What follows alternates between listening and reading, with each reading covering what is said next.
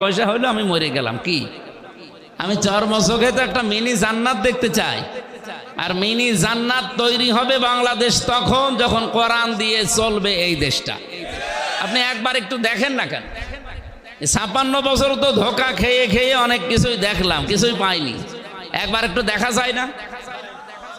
এবার আমার মনে হচ্ছে এই কথার উপরেই সারা দেশের মানুষ জোট বেজেছে, একবার একটু দেখা যায় কিনা দেখি। পাগল পর্যন্ত বলছে যে এবার আমি দেখব।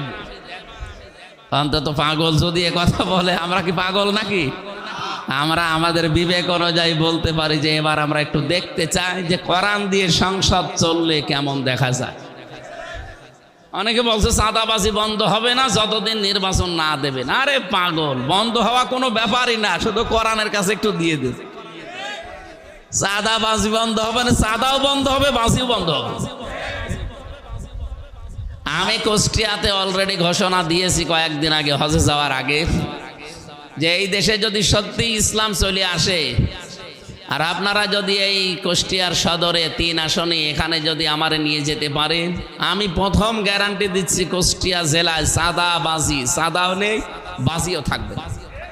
কারণ ওটা বন্ধ করতে হয় কি মেডিসিন দিয়ে, ওইটা আমি জানি। মানুষ যত কঠিন হোক, ভয়ঙ্কর হোক, তাকে টাইট করার জন্যে কোন ঔষধ দেওয়া লাগে এটা কেউ না জানলে কে জানে?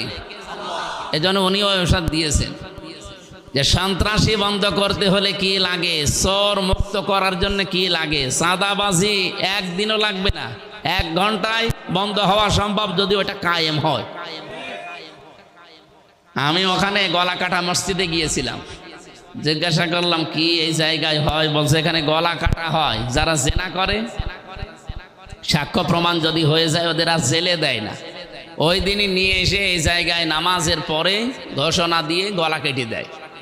বলেন তো ওইরকম একটা যদি এদেশে করা হতো, এদেশে যত শক্তিশালী পুরুষ হোক ওর স্বপ্নদোষ পর্যন্ত বন্ধ হয়ে যেত।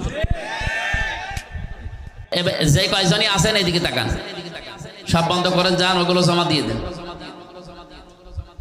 সূরা বালাদ 20টা আয়াত আছে, একটা রুকু আছে। বালাদ মানে এই যে নগরী, সেটা বলছিলাম যে নিরাপত্তার নগরী মক্কা। আল্লাহ রাব্বুল আলামিন ওই নগরীর কসম দিয়ে আরম্ভ করেছিলেন এই সূরাটা। যেহেতু মক্কায় নাজিল হয়েছে, এখান থেকে একটা তথ্য আজকে আমরা পেয়েছি। কোরআনে কারিমে যে সূরাগুলো আল্লাহ দিলেন 114টা, 92টা আছে মক্কায় আর 22টা আছে মদিনায়। এই 114টার ভেতরে আমি হিসাব করে দেখলাম কেন মক্কা নামকরণ, কেন মাদানা